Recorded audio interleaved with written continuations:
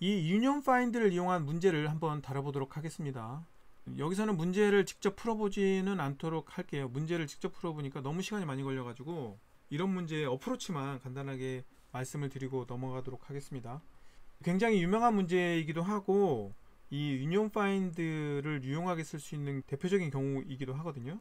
이런 식으로 입력이 주어지는데 이렇게 독립된 섬, 요렇게 독립된 섬이죠. 여기까지네. 인접해 있는 요거 하나, 이렇게 일들이 상하 좌우로 이렇게 연결되어 있으면 이거 하나를 섬으로 본다는 거예요. 섬. 0은 물이라는 거니까. 그리고 요 경우는 요렇게 하나, 요렇게 하나, 요렇게 하나 해서 섬이 3개가 된다는 거예요. 그랬을 때 섬의 개수를 세라, 이런 문제인데요. 이때 굉장히 유용하게 쓸 수 있습니다. 유니온 파인드를. 이렇게 입력이 매트릭스 형태로 주어지고 인접한 셀들끼리 묶거나 할 때, 이럴 때 유니온 파인드가 굉장히 유용하게 쓸 수가 있습니다. 예를 들면 여기가 크기가 n이고 여기가 크기가 m이라면 이 전체는 n 곱하기 m의 원소들이 있는 거죠. 그러니까 집합에 요소들이 있는 거예요. 예를 들면 여기가 0번, 1번, 2번, 3번, 4번, 5번, 6번, 7번, 8번 이렇게 번호를 매기는 거예요. 이렇게 번호를 붙이고 이 두 개의 셀을 합친다 그러면은 1번 집합과 4번 집합을 합치는 거예요. 이렇게 유니온 파인드로 두 개를 합치면 되는 거죠. 그런데 이제 주의할 게 하나 있습니다. 뭐냐면 이 셀을 다룰 때 여기랑 여기랑 여기랑 여기랑 봐가지고 합치고 나면 또 이 셀에 와가지고 여기랑 여기랑 여기랑 이렇게 보게 되면 벌써 이렇게 중복이 생겼죠. 중복. 여기서도 위랑 또 머지할지 체크할 때 또 중복이 생기죠. 이제 알아두실 거는 한쪽 방향만 생각하시면 돼요. 뭐냐면은 이 셀이다 그러면은 얘는 위쪽으로만, 왼쪽으로만 신경 쓰면 돼요. 왜냐하면 그 다음 이 셀에 왔을 때 다시 얘도 위쪽 왼쪽을 신경 쓰기 때문에 결국엔 중복 없이 한 번만 두 개를 머지할지 체크가 가능해지는 거죠. 그러니까 어떤 특정 셀을 기준으로 봤을 때 위쪽 또는 왼쪽 이렇게만 보자. 그 반대도 있을 수 있죠. 오른쪽 아래쪽 이렇게만 볼 수도 있어요. 이런 거, 이런 테크닉 알아두시면 좋을 것 같고요. 이제 코드를 잠깐 보면서 설명을 드리도록 할게요. 유니온 파인드 자료 구조를 이렇게 만듭니다. 네, 선을 하는 거죠. 근데 여기서는 사이즈가 매트릭스 전체의 각각의 요소들이 집합의 그 원소들이기 때문에 n 곱하기 m만큼의 크기로 잡는 거죠. 그 다음에 매트릭스를 돌아요. 돌면서 0인 건 그냥 건너뛰는 거죠. 0은 왜냐면 워터니까 일들끼리만 묶는 거예요. 이건 위쪽을 본 거죠. 위쪽만 봤는데 여기 넘었을 때는 여기서 컨티뉴를 했으니까 1이라는 거죠. 1인 셀을 기준으로 위쪽도 1이에요. 물론 당연히 위쪽에 있어야 되는 거죠. 그래서 i가 0보다 크냐 이걸 본 거예요. 위쪽이 있는지 없는지 그런 걸 확인하기 위한 조건문이 들어있는 거고요. 그래서 1이면 두 개를 머지합니다. 요 k가 하나씩 계속 증가했기 때문에 0부터 계속 증가한 거고 이 셀의 번호인 거예요. 이 셀의 번호인데 이 셀에서 이 가로 크기가 m이니까 m만큼 위로 올라갔을 때, 그러니까 바로 요 위에 있는 셀, 그 셀도 1이고 나도 1이니까 두 개를 합치는 거죠. 이번에는 왼쪽을 보는 거죠. 왼쪽을 봤을 때 왼쪽 셀이 있고 왼쪽 셀도 1이면 두 개를 합치는 거죠. 그래서 머지를 하는 겁니다. 지금 우리가 원하는 건 뭐였죠? 섬의 개수. 섬의 개수라 함은 1인 애들끼리 모아놓은 것들의 집합의 개수를 세면 되는 거죠. 그러면 집합의 개수는 어떻게 세느냐? 다시 셀을 돌면서 이번에도 1인 것만 체크하는 거예요. 0인 걸 컨티뉴 해도 됩니다. 근데 지금 이거는 그냥 조건문에 하나를 모아놨는데 어쨌든 0인 건 건너뛰고 1인 것만 보는 거예요. 섬을 봤더니 그 섬의 루트를 찾아요. 파인드가 루트를 찾는 거죠. 루트를 찾았더니 그게 자기 자신이에요. 그래서 루트의 개수를 세는 거예요. 그러니까 1이고 그게 루트이면 새로운 집합 하나 이렇게 해서 개수를 세는 겁니다. 그러면 앞에서 말한 것처럼 이렇게 일들끼리 모아놓은 이 집합의 개수가 나오는 거죠. 이렇게 해서 집합의 개수를 세면 답이 되는 겁니다. 간단하죠. 이 유니온 파인드라는 자료 구조를 알고 나면 이 문제가 굉장히 쉬워집니다. 그리고 아까 말씀드린 한 방향으로만 보는 거, 그 다음에 루트의 개수를 세면 그게 집합의 개수다. 여기서는 섬의 개수죠. 유니온 파인드로 할 수 있는 유용한 기능 중에 하나가 사이클 디텍션입니다. 이거 진짜 유용합니다. 진짜 유용해요. 그래프 표현할 때 언다이렉티드 그래프겠죠. 언다이렉티드 그래프일 때 사이클이 있는 그래프냐 이걸 판단할 때 굉장히 유용하게 쓸 수 있어요. 엣지들로 연결됐다는 거는 하나의 그래프로 연결됐다는 거잖아요. 이렇게 엣지로 연결된 두 개의 버텍스들을 하나의 집합으로 머지를 계속 하는 거예요. 엣지의 끝이 U와 V라는 노드가 있다고 치면 이 U와 V 노드의 루트를 찾고 새로운 노드가 연결된 경우는 여기에 걸리지 않고 넘어가는 거죠. 그래서 머지를 하는 거예요. 근데 이렇게 된 엣지가 있다고 해봐요. 여기서처럼 이렇게 이미 다 묶여있는, 다 연결되어 있는 이 집합 안에 있는 두 개의 노드를 연결한다고 해보자고요. 이 사이를 연결하는 엣지가 나타나면 어떻게 되죠? 두 개가 같은 집합에 있게 되는 거죠. 두 개가 같은 집합에 있으니까 얘네들은 다른 경로로 연결이 됐는데 여기서 또 연결하네? 그러면 사이클인 거죠.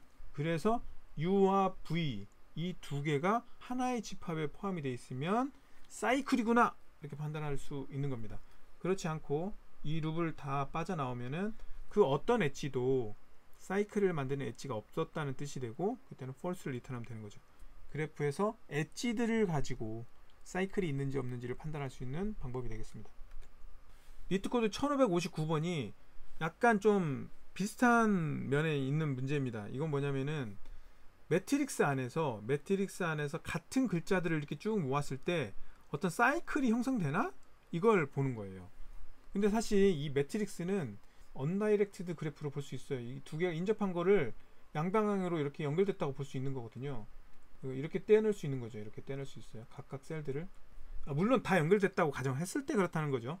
지금 여기는 두 개의 인접한 셀이 같은 글자일 때만 연결이 됐다는 거죠. 이렇게. 여기는 연결이 안 됐다는 거죠. 매트릭스지만 그래프라고 볼 수 있죠. 그래서 이렇게 사이클이 있느냐를 판단하라는 건데 m 곱하기 m 사이즈의 서로소 집합을 만듭니다. 서로소 집합을 만든 다음에 현재 번호를 계산하는 거죠. i 곱하기 n 플러스 j 0번부터 쭉 번호를 붙인 그 위치를 계산하는 거죠. 4, 5 여기 4, 5, 6 이렇게 번호가 붙어 있을 거라고 가정을 하면 i 곱하기 n 플러스 j가 되는 거고 뭐 이렇게도 할 수 있죠. int cur 해놓고 여기는 0으로 해놓고 여기쯤에다가 cur 플러스 뭐 이렇게도 할 수 있을 거고요. 어쨌든 간에 중요한 거는 이 cur이 이 셀에 해당 셀의 번호를 나타낸다 이렇게 이해하시면 될 것 같고요. 제가 아까 말씀드렸죠. 어떤 셀 기준으로는 위쪽 또는 왼쪽 이 두 가지만 보면 된다고 했죠. 중복을 피하기 위해서. 그래서 위쪽 비교를 하는 거예요. 위쪽하고 봤더니 같은 글자이면 위쪽과 현재 위치 이 두 개의 셀을 연결하는 거죠. 그 다음에 왼쪽하고 연결하는데 여기서 find로 두 개가 같은 집합에 표현됐는지를 본 거예요. 이게 왜 그러면 여기서는 체크를 안 하고 여기서만 했느냐. 예를 들면 이렇게 되는 거죠. 이 셀이 연결되면서 하나의 사이클이 만들어지려면 이쪽하고도 붙고 이쪽하고도 다 붙어야만 새로운 사이클이 만들어질 거잖아요. 예를 들면 이 C 같은 경우 이쪽에도 붙고 이쪽에도 붙어야 하나의 사이클이 만들어진다고 디텍션이 될 거 아닙니까? 그래서 둘 다 할 필요가 없는 거예요. 둘 다 해도 상관은 없지만 둘 다 할 필요 없이 이 조건문 안에서만 같은 집합에 있는 두 개의 셀인지를 비교를 하고 있습니다. 왼쪽에 있는 셀과 현재 위치에 있는 셀이 같은 루트 값이 같다면 같은 집합에 있는 거니까 사이클이 형성됐다는 의미가 되겠죠. 그래서 return true를 해서 얘는 사이클을 갖고 있다 라고 하는 거고, 그렇지 않으면은 머지를 시키면 되겠죠. 어차피 머지를 하려고 했던 거니까. 이 룹을 전체를 돌고 나오면은 그 어떤 경우도 사이클이 없었다는 뜻이니까 false를 리턴하면 되겠죠. 중요한 건 엣지에 의한 두 개의 노드가 같은 집합에 들어있다면 이미 다른 경로로 서로 연결이 돼 있고 지금 들어간 새로운 엣지로 또 얘네들이 연결되니까 전체가 사이클이 형성됐다 라고 디텍션 할 수 있다, 이런 의미가 되겠습니다. 굉장히 중요한 방법이니까, 테크닉이니까 알아두시면 좋을 것 같습니다. 자, 이제 예제 3번은 리트코드 2492번 문제가 되겠습니다. 이 문제는 사실 말이 좀 어려워서 그렇지 사실 어려운 문제는 아니거든요. 자, 이렇게 번호가 제일 낮은 도시에서 가장 높은 도시까지 가는 길이 굉장히 많이 있겠죠. 굉장히 많이 있을 텐데 그 중에서 어떤 길로 가도 좋으니까 그 패스상에서 두 도시 사이의 거리가 가장 짧은 그 거리를 리턴해라 라는 거예요. 예를 들면 2번을 거쳐서 3번을 거쳐서 와서 다시 4로 갈 수도 있다는 거고, 그 다음에 1번에서 2번을 거쳐서 다시 1번 왔다가 4번으로 갈 수도 있다는 거예요. 뭐 어떻게든 가도 상관없다는 거예요. 어떤 방법으로 가든지 간에 두 도시 사이의 거리가 가장 짧은 도로는 무엇이냐, 어떤 값을 갖고 있느냐, 그걸 찾는 거고요. 이 경우는 당연히 5겠죠.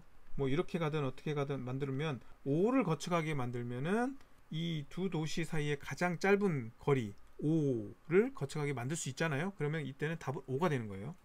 말이 좀 어렵네요. 자, 1번에서 마지막 노드 4번까지 이렇게 구성되어 있을 때는 어떻게든 갈 수 있죠. 이렇게 바로 갈 수도 있는 방법이 있지만 요렇게 갈 수도 있잖아요. 요렇게 갈 수 있잖아요. 그러면 이렇게 디스턴스가 2인 길을 지나갈 수 있잖아요. 미니멈이니까 2를 리턴하면 된다는 거예요. 결국엔 뭐냐면 1번과 4번이 어떻게든지 연결된 방법이 있는데 이 연결된 집합 안에서 디스턴스가 짧은 놈 하나 리턴해줘. 이거나 똑같은 말입니다. 사실 이게 말이 복잡해서 그렇지 결국엔 1번과 4번 사이에 연결되어 있는 엣지들 중에서 디스턴스가 가장 짧은 그 엣지의 값, 그 디스턴스를 리턴해줘. 이렇게 이해하시면 될 것 같아요. 자, 이 문제를 왜 들고 왔느냐. 유니온 파인드는 페어런트와 랭크만 가질 수 있는 게 아니에요. 여러분들이 원하는 어떤 내용이든 추가할 수 있어요. 여기다 사이즈를 넣을 수도 있고요. 나중에 보면 이제 카운트도 넣을 수도 있고요. 굉장히 다양한 값들을 넣을 수가 있어요. 여기서는 이건 이제 노드니까 노드들 안에 들어오면 엣지들이 여러 개 있을 거잖아요. 노드들의 집합을 나타내는 거니까 이 노드들이 머지되는 과정에서 나오는 엣지들이 있을 텐데 그 엣지가 가진 디스턴스의 미니멈 값을 계속 추적하기 위한 용도예요. 코드를 설명드리면서 말씀드릴게요.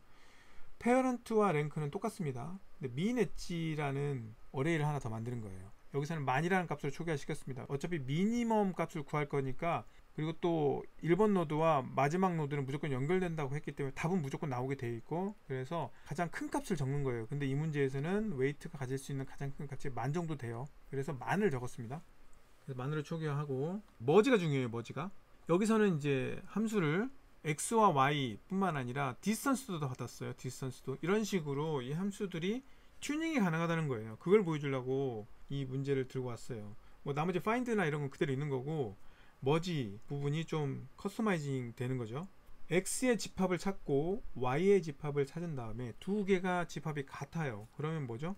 얘네들은 같은 집합에 포함이 되지만 새로운 엣지가 들어온 거잖아요. 그러면 기존에 있던 미니멈 엣지 값, 그거랑 지금 새로 들어온 거에 디스턴스 중에서 더 작은 값을 이 집합의 미니멈 엣지 값으로 업데이트 시키면 되는 거죠.